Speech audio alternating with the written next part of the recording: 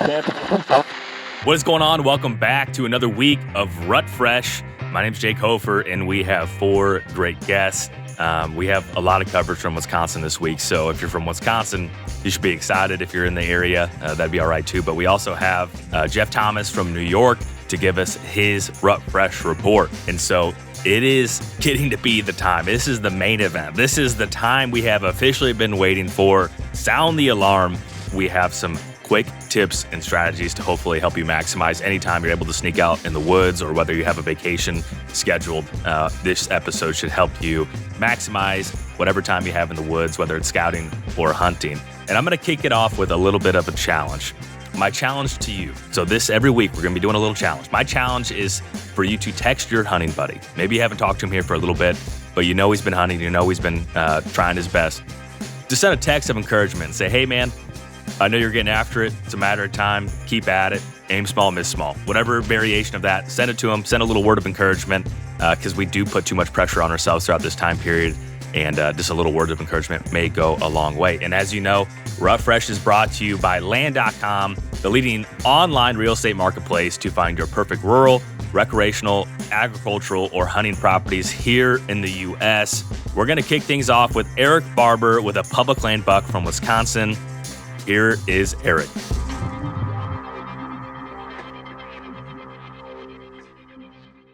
All right, first up on the line, we have Erik Barber, who recently tagged a big buck. And kind of a crazy story. I read through the story, and you had to spend more time looking for the deer, or less time looking for the deer than you did a tine that broke off. So I think that's kind of funny. But Erik, how you doing today?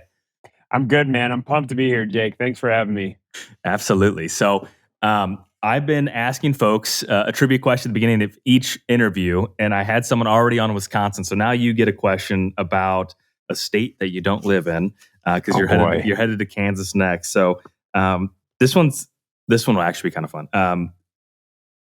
What year or county or score, you can answer any 3 of these, any variation, I'll give you a right answer on any of those, was the state typical record buckshot in Kansas? And I'll give you a hint.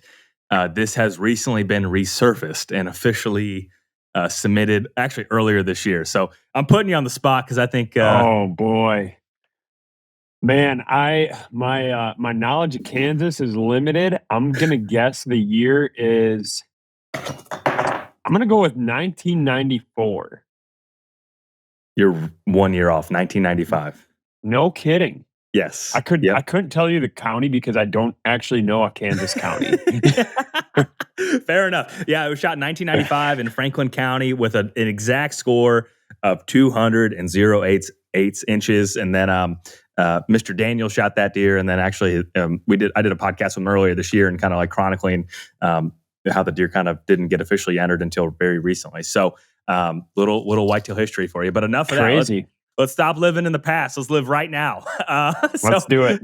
Tell me about your most recent successful hunt, man, in October. Yeah, it was a kind of one of those hunts where you don't expect to punch a tag, but ended up doing it. So the date of the hunt was October 19th. It was just this past Sunday. For me, I've got kind of a unique hunting situation where my wife and I have a small 32-acre lease that we do some of our hunting on, but I would say 90% of my hunting is done on public. And I've got cameras all over, a bunch of different public pieces, obviously on that 32 acres of private. But everything has been dead, just like deader than dead. I've been kind of out of the game. That's definitely switched here in the last couple days. But going into Sunday, my only rule was I'm going to hunt nowhere near where I had a camera because I just was feeling totally out of the game. And then my other rule was I just need to find fresh sign, kind of go in blind. And if I can find the sign, I'm going to set up on it. If I didn't find sign, I wasn't going to get in a tree. And so Sunday around 3:00, I hit the first piece that I wanted to go to, and there were 3 vehicles in the parking lot. So I kind of scrapped that plan, went to a different lot. There were more vehicles in that lot. So I just kind of kept, bouncing around until I finally found a place that didn't have vehicles in it. And it's a place that I'd turkey hunted a little bit, but never deer hunted, never scouted during the fall, anything like that. So I had a little bit of familiarization with it, but I just went in blind. And the setup was as the crow flies, not super far off the road, maybe within 400 or 500 yards from the road. But the access was really tricky. You got to kind of jog around some private. So, on foot distance is probably just over a mile, and you got to cross some pretty rugged terrain. And once I cross this big ditch, I'm hunting in the driftless region of Wisconsin. Get up on this big ridge top, and there's a CRP field up on the top. That CRP field then turns into corn on the adjacent private land, and that corn was still standing. Um, and then that ridge falls off to the west and goes into a big chunk of private land. So I was kind of hunting near some private public boundaries, but when I was cruising that ridge, found a pretty couple fresh scrapes, and there was this old abandoned, overgrown logging road. It just looked like you'd picture a deer kind of cruising that, especially this time of year. So everything looked good. Got set up in the tree, and at about 5 o'clock, had two young bucks, year and a half old bucks, just a little basket, 4 pointers come by. But nonetheless, early movement, 5 o'clock on public deer on their feet is always an encouraging sign.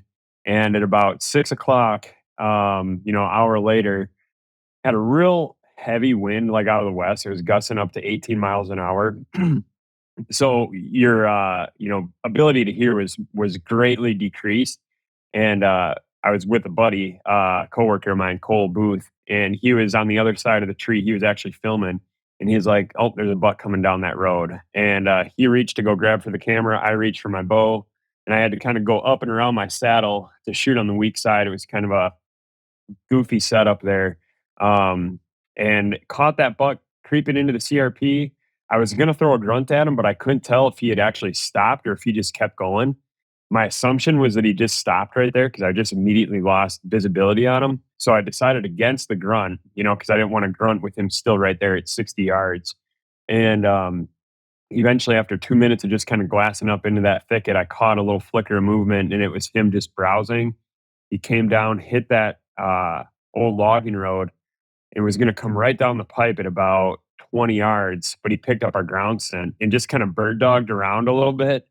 And ended up kind of skirting further to the north, and I had to thread the needle through a couple trees that kind of formed a little V, and got lucky, made a great shot, and he went tearing off this ridge, and I knew he was headed towards some pretty rugged, steep country. Big boulder field, probably drops about 150 feet in elevation pretty quick. I mean, it's definitely big time bluff country, Yeah. and it was so windy that I didn't hear a crash or anything. So I'm like, hopefully he didn't make it to that. And I was wrong. Get down, look at the arrow, great blood. Felt really confident in the shot, was able to watch the footage back. So felt good enough to just pick up the trail right away. And he only went about 40 yards. But as we're, getting to this boulder field, you could see where he started to stumble. He actually blew through a rotten log. There were just rotten wood and blood kind of just scattered everywhere. And sure enough, there he was, tucked in between two rock boulders. And we actually even had to tie paracord to him to make sure he didn't slide down the hill. Um, but as soon as I picked up his rack, I'm like, man, where's his G2? He sure looked like a 10 pointer when I was looking at him. And sure enough, he had clean broke that G2 off right at the base. I mean, just even took out part of the beam. And we probably spent an hour and a half, 2 hours. We killed flashlight batteries, did the whole thing, and finally were able to recover that tide.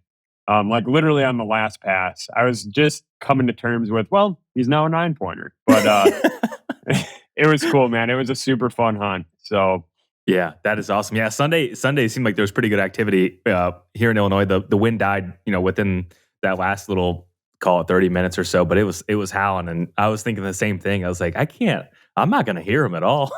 yeah, definitely. Yeah, no, that's super cool, man. Congratulations, and that's a really fun and exciting hunt, and probably a good lesson. If you're feeling discouraged, just go out and hunt. So you went and looked for the hot sign, you set up on it, and it worked with great success. You didn't have a bunch of intel to say this is where I needed to be, other than your gut. Yeah. So I mean, that's a good word of encouragement, especially as we get deeper into this time of year. So looking here out the next week or so, you already filled the archery tag in Wisconsin. What would you tell someone to pay really close attention to over the next 7 days? Whether it's specific sign, food source, terrain feature, tactic. What kind of jumps out to you for the next 7 days? Yeah, man. I mean, looking into like October 29th through those first couple days in November, that's like my favorite time to hunt, especially as a public land guy. Like that 29th, 30th, 31st, those last few days of October, right before November. You can kind of beat the public land craze of everyone that saved their vacation for, the first few days of November. So I always look like index on that and I'll kind of, build my strategy around hunting pressure that way. I'm going to be in the woods for those days, pretty much regardless of weather conditions, unless it's just crazy rainy, that'd be about the only thing that would keep me out. But even with that, I did look and it looks like there is some rain in the forecast. I would definitely be keying off that rain ending and getting out there right after. I always like hitting scrapes that those last couple days of October. Um, and even into November, those first few days I feel like of November are still pretty good scrape hunting days too. Yeah, that's great advice. Are you had your grunt call with you on the 19th. Is that something that you're not leaving home without, or are you bringing rattling antlers, or where do you stand on that for this time of year?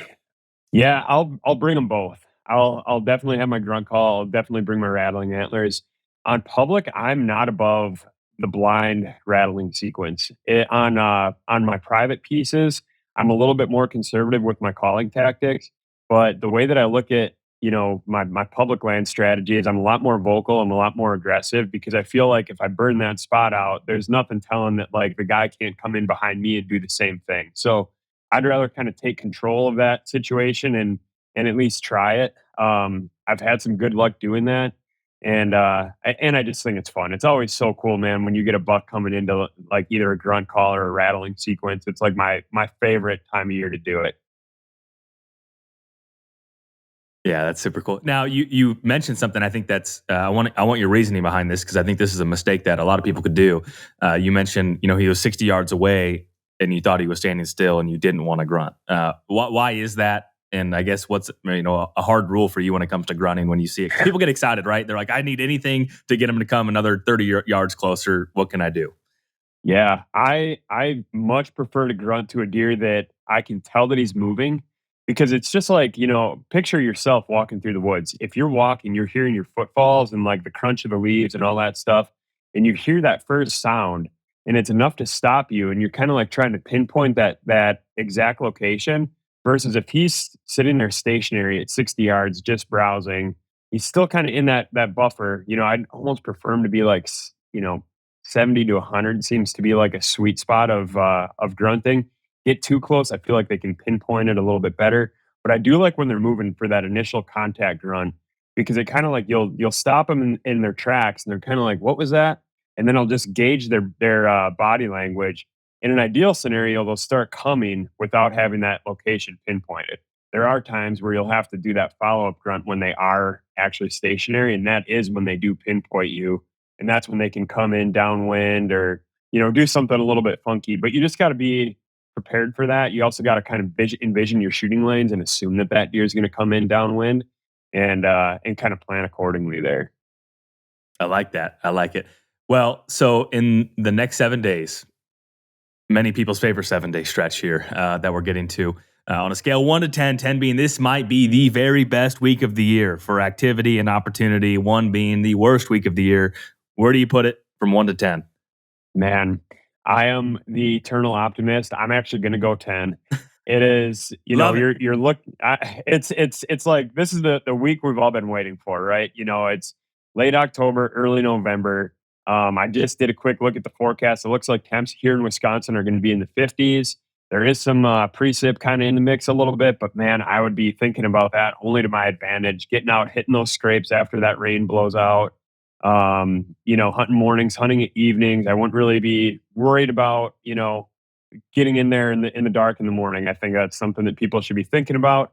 Time on stand, you just got to do it right now. So I would be going into it with eyes wide open. I love it, man. Well, good luck in Kansas. Congratulations once again. What a sweet start to the season, and I'm wishing you the best. Thanks, man. I appreciate it. All right, next up on the line, we have Thomas Mlsna with Untamed Ambition. And you just shot a buck. How does it feel?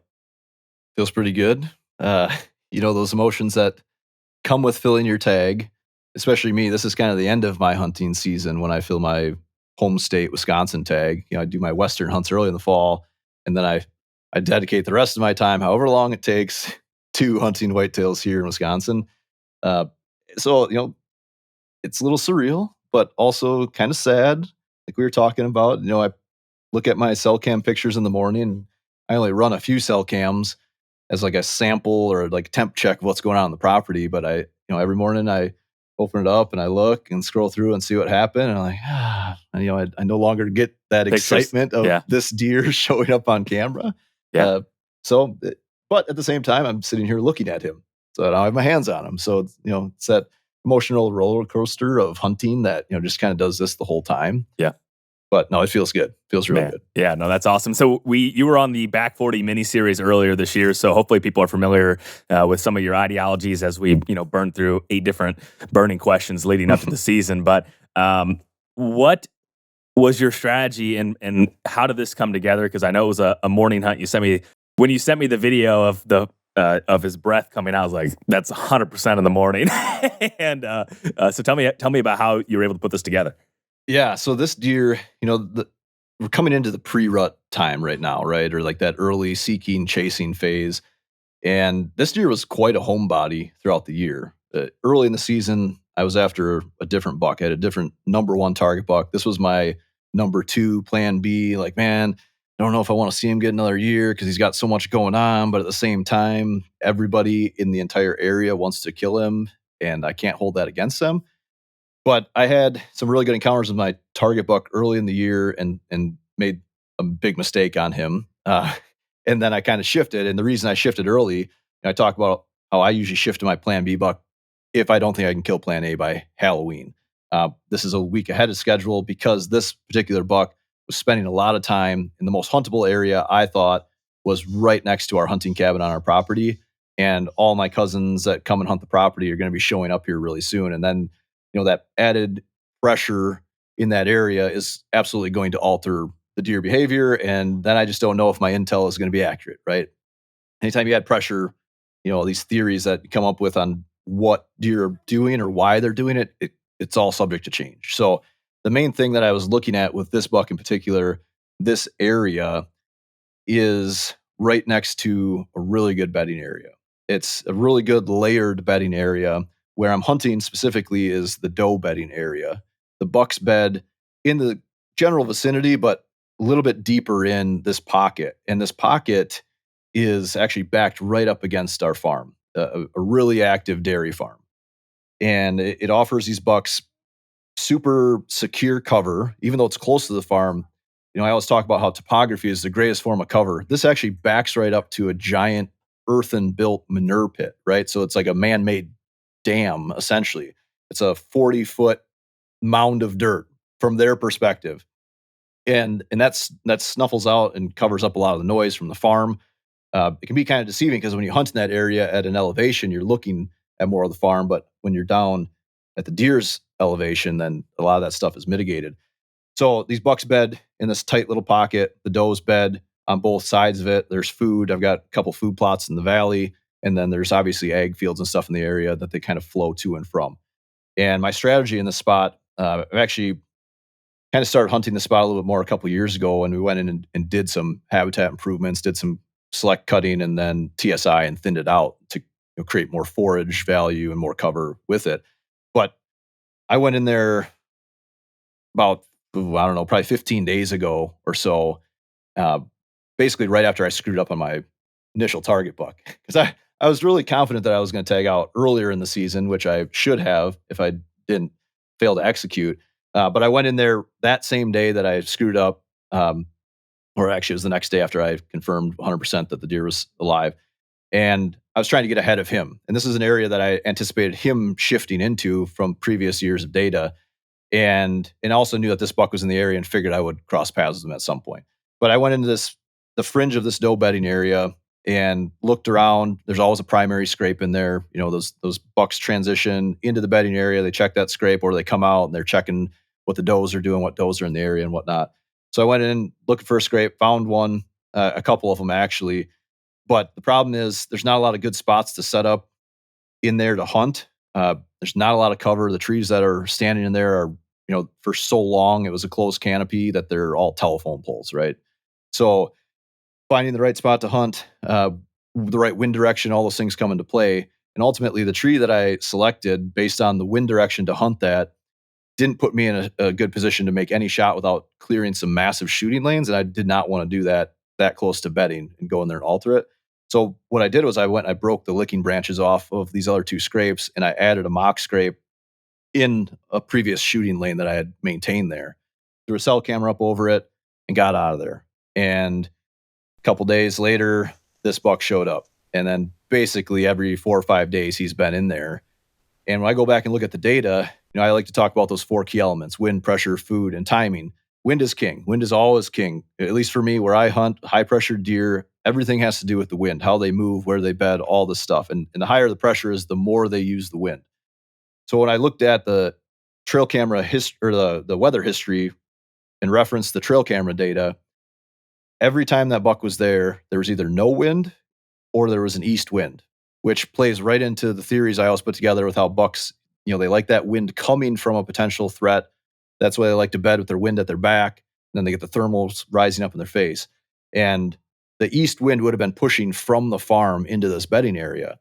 And the theory behind that, or at least what makes sense to me, is that those bucks are there on that wind because then they can surveil what's coming from the farm. They hear all that noise all the time, but how do they know if that noise is just noise or if it's noise associated with a threat that's coming towards them or whatnot, right? When they have that wind, then they can smell all the things that are going on and decipher that. And the way that their nose and their brain works is way different from ours, right? So however they figure that out, I don't know. But and it wasn't like he was there every single time there was an east wind, but he was only ever there on an east wind or no wind. So I went back to the farm this last Thursday night or Thursday afternoon, checked a handful of cameras on the fringes of this area, trying to get a game plan put together, knowing that we had this cold front and things were going to be picking up here. And I always try to scout from the outside in, hunt from the outside in. I don't want to go any deeper than I have to, even though I knew a couple spots where I'm like, I think I can get in there and kill this deer, but it's high risk. And I didn't know if it was worth the risk that early in the season, because if you don't have the encounter you need or he gets by you and busts you, he's not going to be back there again. It's just too much pressure. It's one and done this time of year with these bucks. So I went back on Thursday, scouted from the outside, checked these cameras, and then I slipped down and did an observation sit, scanned the food plot, saw some bucks, not the buck I was looking for, but the whole time I could hear a buck grunting. And obviously I don't know if it was him, but it was making this like really aggressive, like huffing, almost like a gorilla noise. Like if you can like envision that like noise that the gorillas make, like the huffing, he would grunt and he would make that noise. I heard it 3 or 4 different times throughout the evening. And I slipped back out of that valley and drove all the way home, had some other stuff going on, had to get all wrapped up, got up at 2:30 in the morning, got some stuff ready, drove all the way back down. And I was a little bit late getting down there, but I got in and I hung the stand the day I hung the cell camera. So I was already set up for it, which saved me a little bit. It's easy access, slipped in there, got in the stand, and sure enough, right away in the morning, start seeing movement down in the valley mostly. I can look down behind me and there's some deer moving around. And then I had 3 does work up into this bedding area. And that's what makes me really nervous. Well, there's two issues with that. Is one, usually when I hunt this close to bedding, I commit to an all-day sit. Because if these deer come in and bed down close to me, I don't want to bump them. Because if I bump them, I burn a pressure credit in that area. You can only bump them a couple times, and then that bedding area is not nearly as secure to them. They're not there. The bucks aren't there.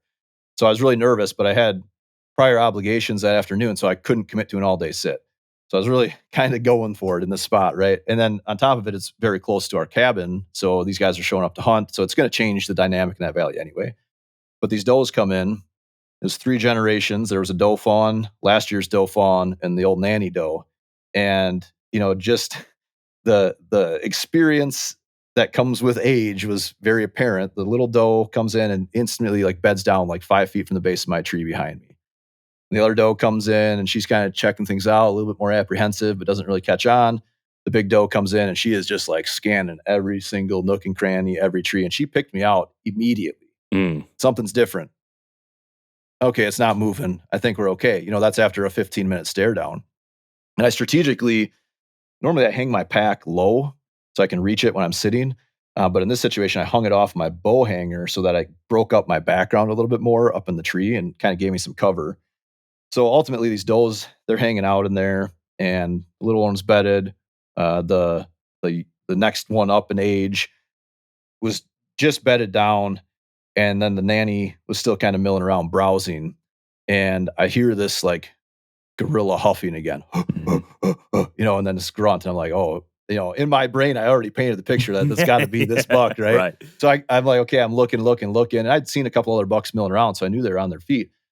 But I had to make the decision at that point: do I pull up my binos and risk bumping these does, or do I sit still longer? And that internal debate lasted about 30 seconds, and I was like, well, if these does are gonna bust me, which inevitably they're going to, as soon as I reach for my bow. It's easy to make a move on one single deer, just watching what they're doing, moving when they move, stuff like that. But I knew I was going to get busted, so I had to do it sooner rather than later. The wind was good. These does weren't going to smell me unless they circled up around me. And where this buck was coming from, he wasn't going to smell me until he circled down. So I brought up my binos, and just that subtle movement, I went like this, but I wasn't looking through my binos. I'm looking at this doe, and right away she's just on me. Mm-hmm.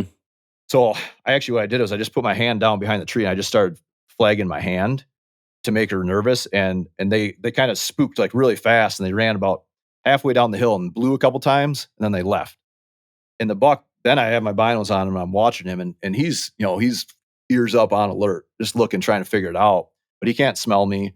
And these deer are so switched on this farm. They're, when I was watching that observation plot the night before, I had 2 or 3 different times deer would blow out of the plot and blow, and they were spooked by other deer coming from like the creek bottom and stuff. So on edge. They're always on edge. And anyway, so this buck, it didn't deter him. It just put him on high alert. And, from the time I saw him to the time he got into bow range was probably 8 or 10 minutes. Mature bucks do that, right? They stand, they just surveil the situation for a long time, licking their nose, smelling the air, all that stuff. So he kind of worked his way in, and I didn't even grab my bow. It was one of the few times I'm a shoot first, video second kind of guy. Mm-hmm. But I really only video for my own personal, like challenge and the satisfaction of like showing that. I mean, I sent you the video. That's really all I do is show it to like close friends most of the time, and use it for educational purposes for my clients. But I was like, okay, I'm just going to let him come in. I'm in a really good situation. He's going to commit to that scrape. Like it was like a dialed in, fine tuned situation. Like, it's not like the panic, where do I think he's going to be? So I videoed, and then, grabbed my bow when I was ready to take the shot, and 25 yards, perfect shot. He didn't know what hit him. I didn't have to stop him. He wasn't on alert. He ran 30 yards and kind of settled in a little bit and just tipped over, and like, okay. That's awesome. Okay. Man. It's over. Right. Yeah. And then, that's when the flood of emotions really hit. And for me, I don't really get buck fever until after, it's like, you just try to, okay, it's that deer. I know that's a deer I want to shoot. Now I'm focused on watching his eyes and moving when he's not looking at me, doing all the things I need to.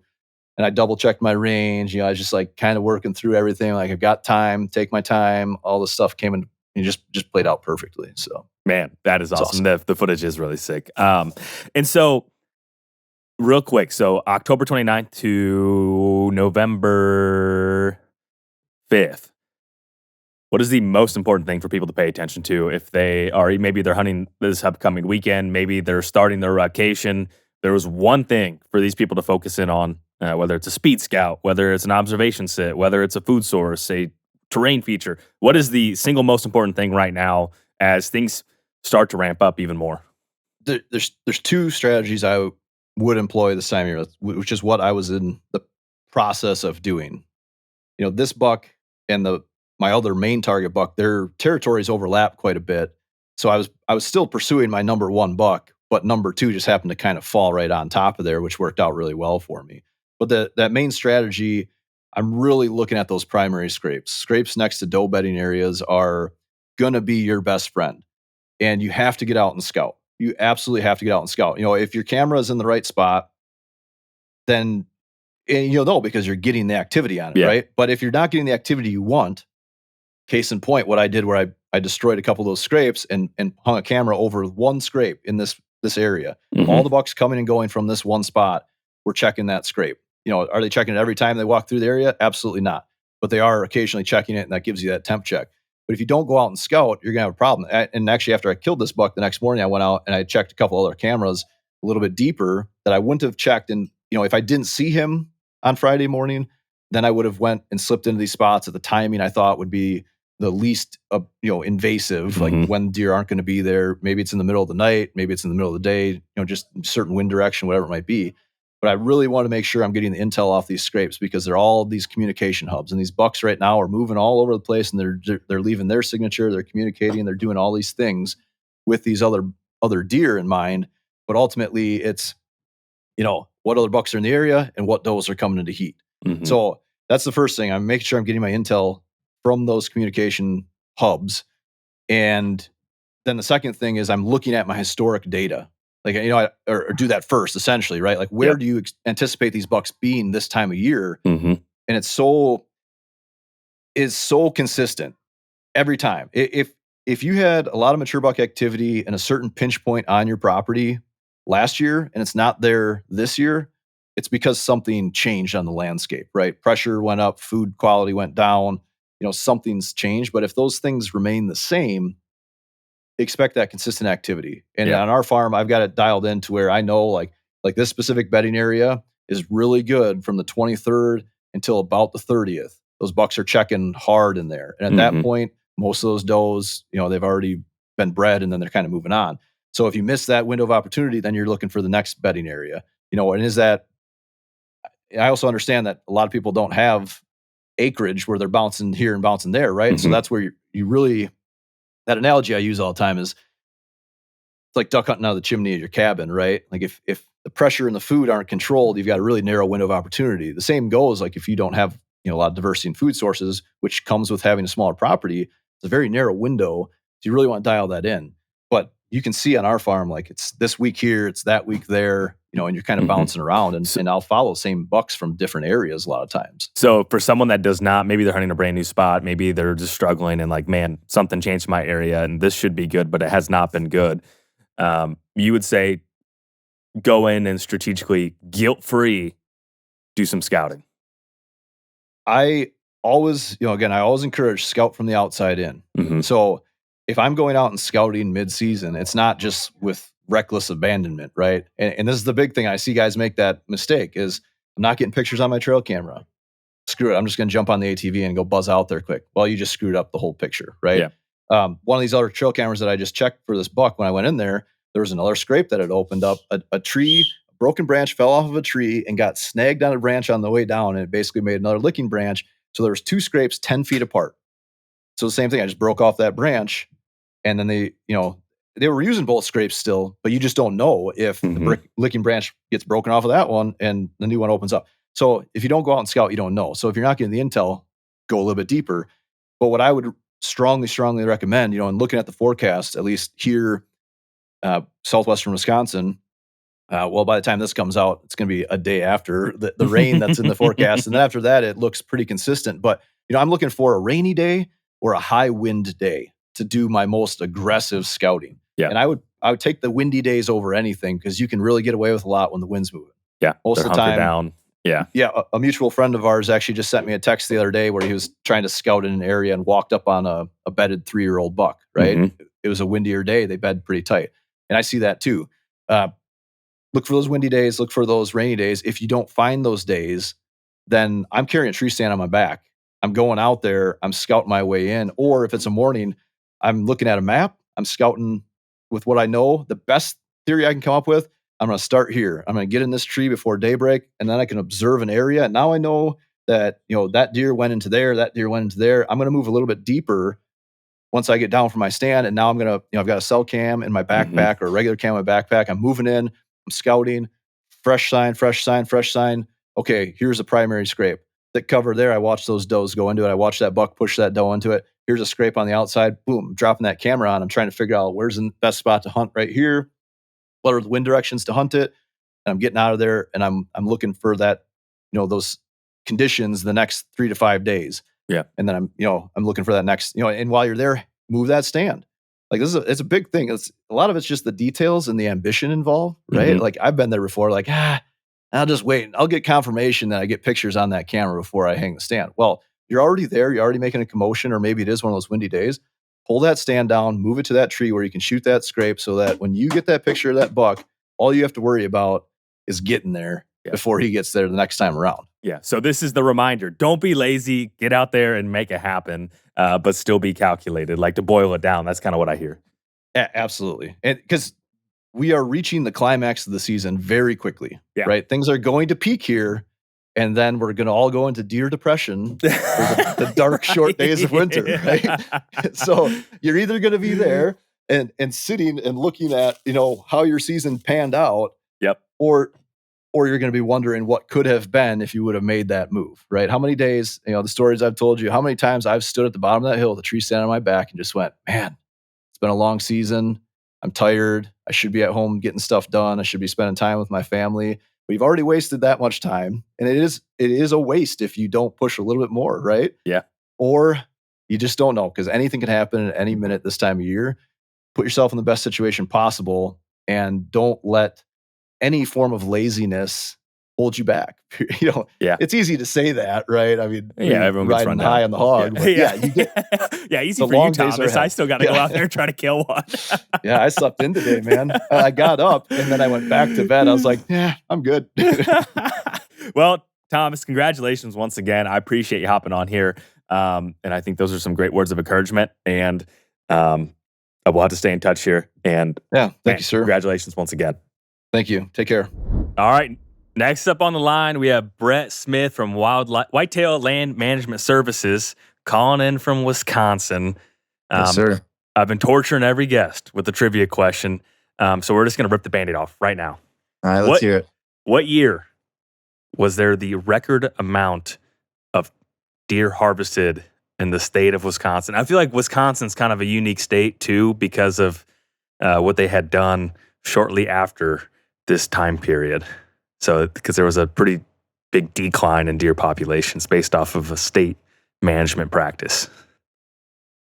I remember reading this, but there's no date that's even coming remotely close to mind. I want to say it was semi-recently, but given what you just said, maybe I'm wrong. I'm just going to throw a number out there. I think I'm going to be way off. I'm going to say 2015. You're way off. You're 15 years off. 2000. The year 2000 was the record amount of deer harvested. Yeah, you're close to giving it away. Okay. Yeah. 2000, there was 618,000 deer harvested in the state of Wisconsin, and the lowest total on recorded history, which is Wisconsin. That's probably the richest hunting heritage out of all the states, in my opinion, was 2,500 in the year 1897. That's insane, dude. Yeah. So what's the deer woods been like? It's getting to fever pitch status here. When this is going live, it's October 29th. And so this report here is the 29th to the 5th. Like, this is arguably one of the weeks everyone has earmarked for since last year. So where are you at? Where's your head at? What have you been seeing? What's the game plan? Yeah, I'll pick that late October over November any day if I had to be honest with you. But if I had to be honest, trail cameras, are slow, but we know these bucks exist. I had them early season. It's just time to get out there. So, Kentucky farm, I got one of my Kentucky farms, I got a real and solid, 5-year-old I'm after. I bought some ground over in where I used to live in Kentucky, got some dang good deer over there. Got some nighttime photos of some good bucks in Southwest Wisconsin and around home. We just got some average bucks around here. They're around, but nothing that's gotten me super jacked yet. But that doesn't mean they're not there. We know from trail cameras, you're just not catching everything. So they're there. They exist. That's all that really matters to me. Yeah. So what have you seen an influx of activity on scrapes? Where's the whitetail psyche right now? Or I guess the buck psyche, in your opinion?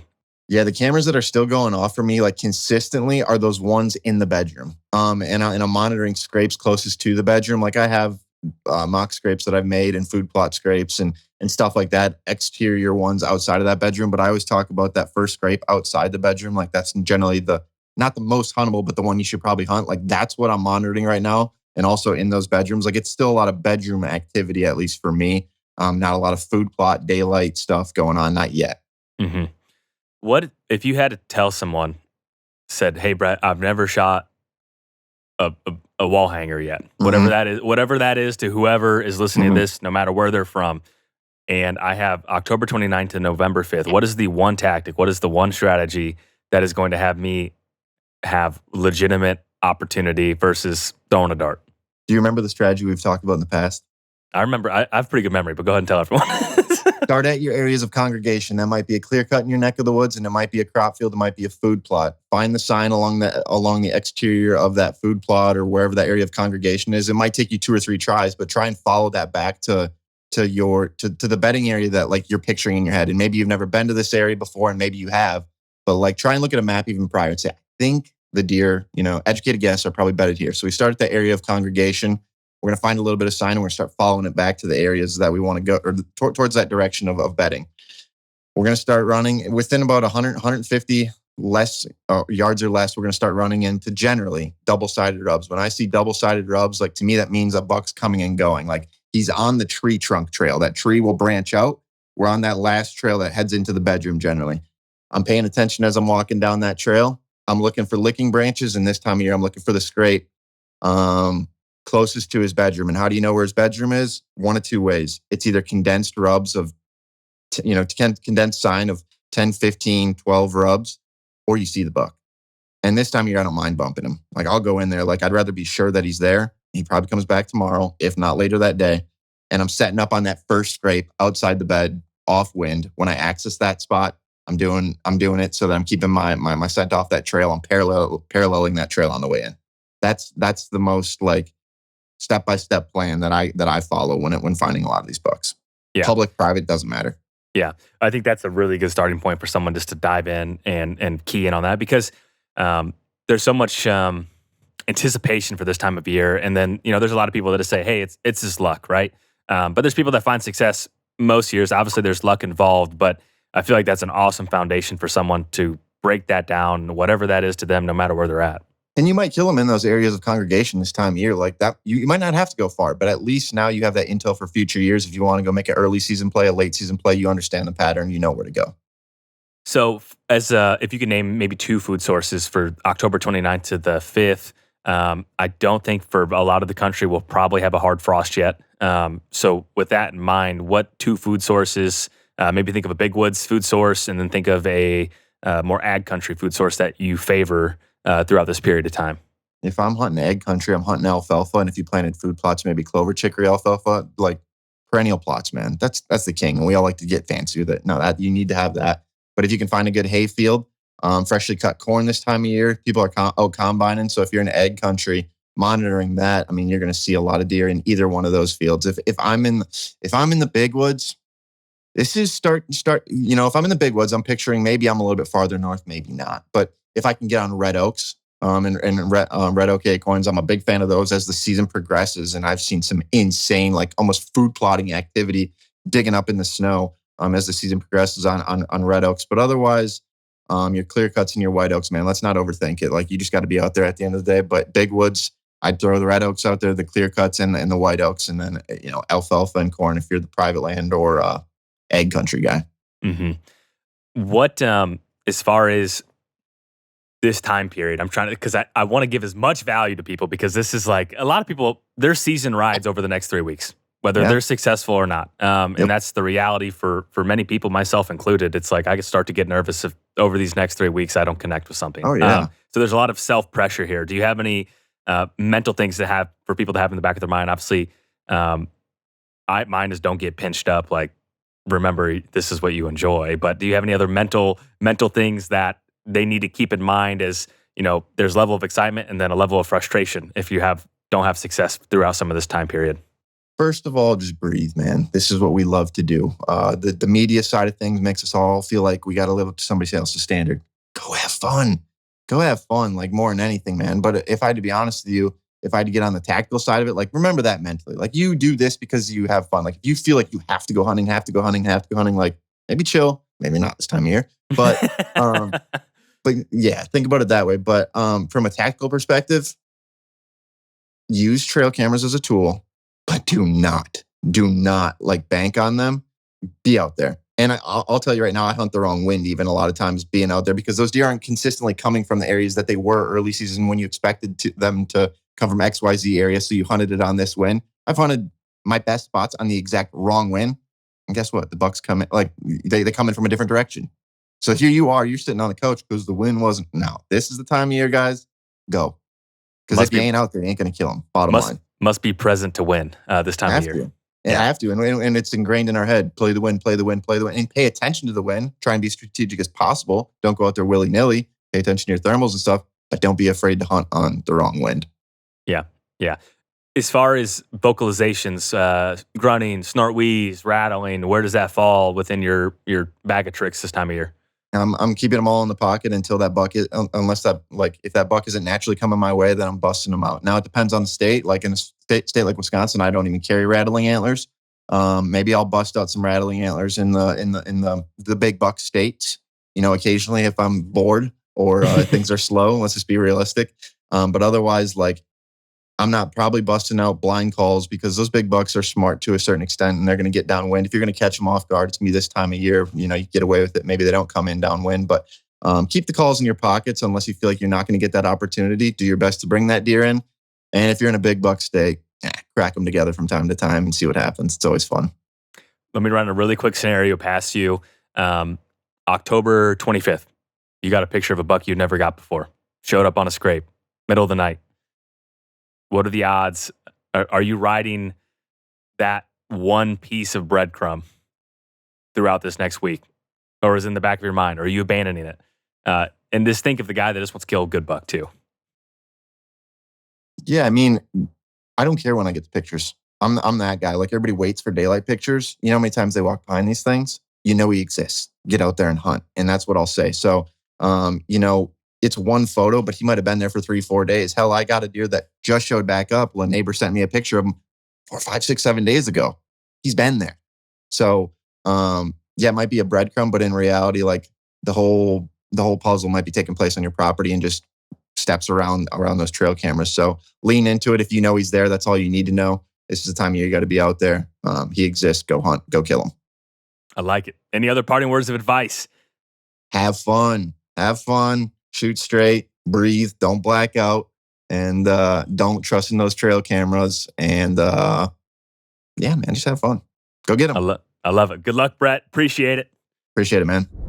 All right, next up on the line, we have Jeff Thomas from New York. How's everything going in the Empire State? It's going great, man.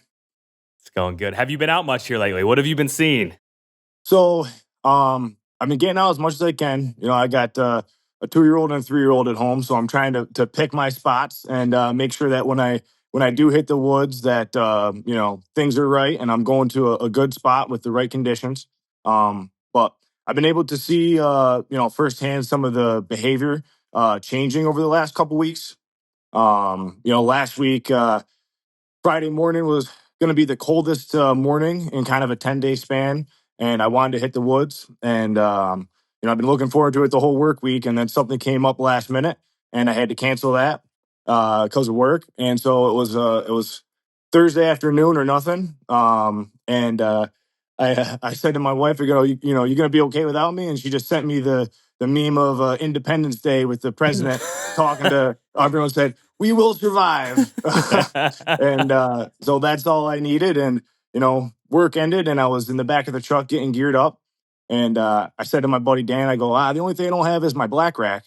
And he went in the shop and pulled out this little set of antlers off a tiny little basket 6-point.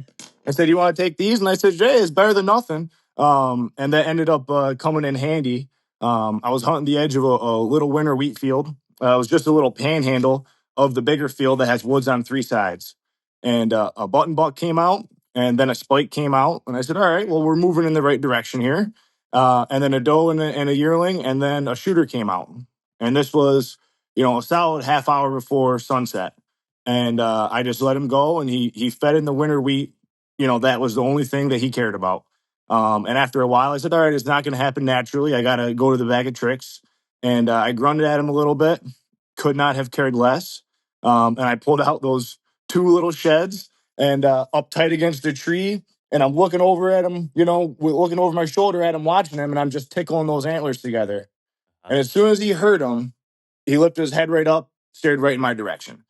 And then went back to feeding. And I did that 2 or 3 times until I really, really gave it to the antlers as loud as I could make those things go.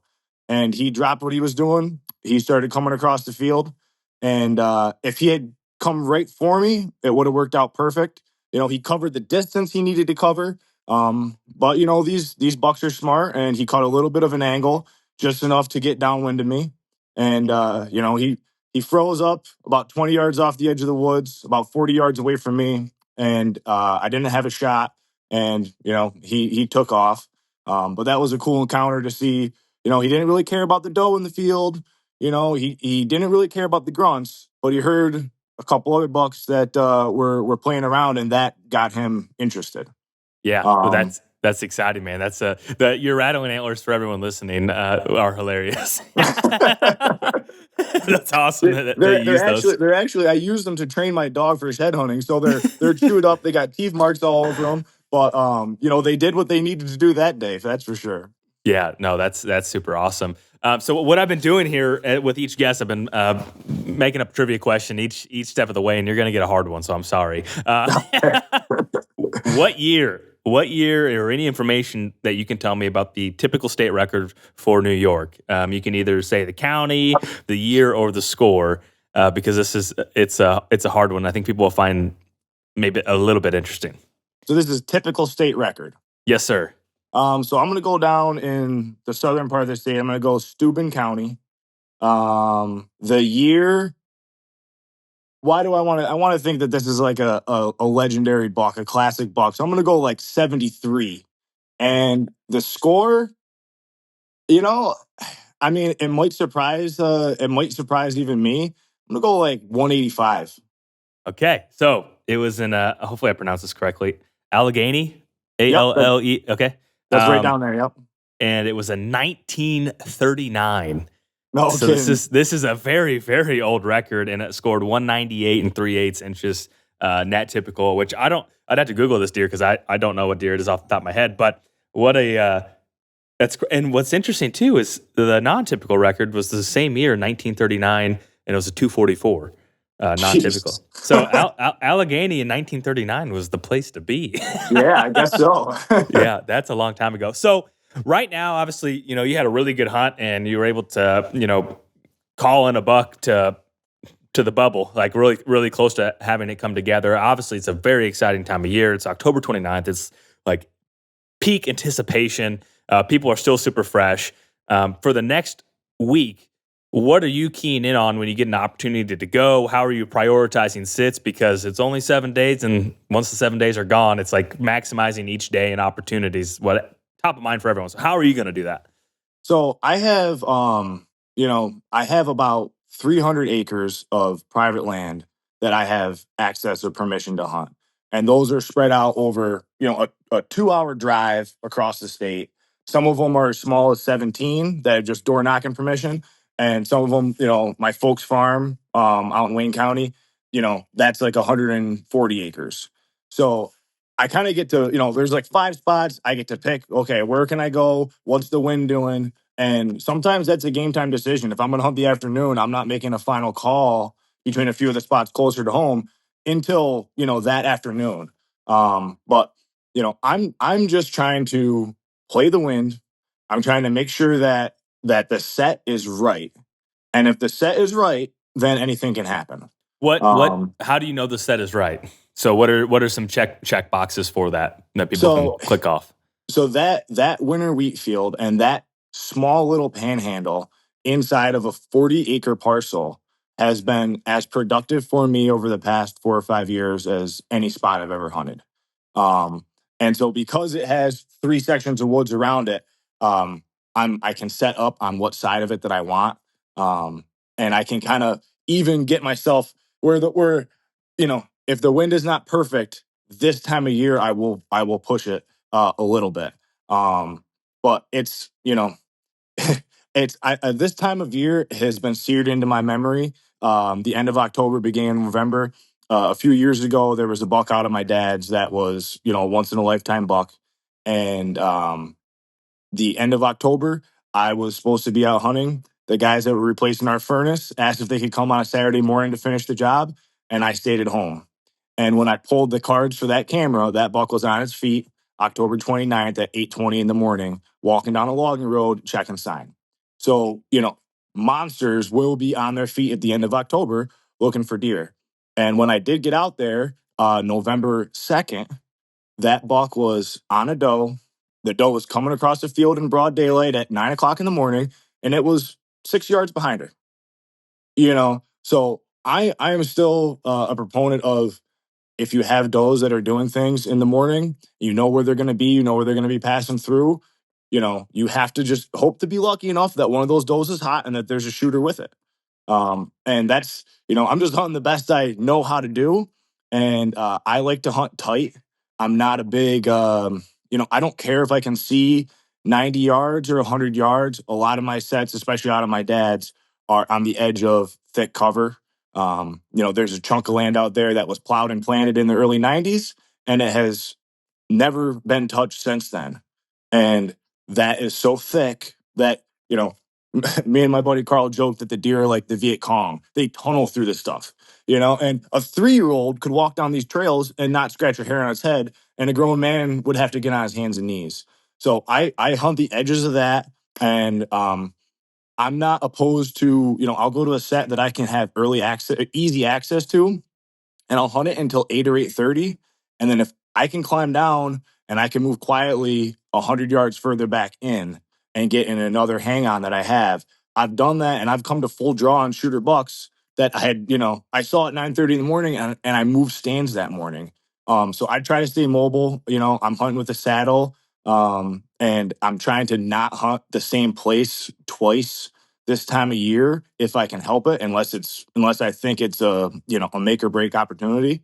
And they say that luck is what happens when preparation meets opportunity. And this time of year, you just got to give yourself the opportunity to get lucky, and that's all I can do.